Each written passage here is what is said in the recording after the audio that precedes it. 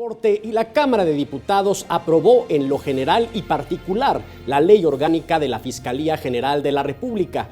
De acuerdo con el dictamen, la Fiscalía General deberá cuidar plenamente los derechos del imputado y de las víctimas. Además, en estructura, estaría a la cabeza de las fiscalías en materia de delitos electorales, en combate a la corrupción, en derechos humanos y en asuntos internos.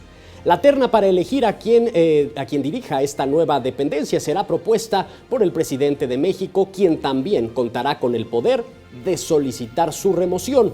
Legisladores del PAN, PRD y Movimiento Ciudadano reclamaron que con este ordenamiento se acota la autonomía de la Fiscalía, se permite la remoción del fiscal de forma libre y discrecional y se anula su competencia respecto al sistema penal acusatorio.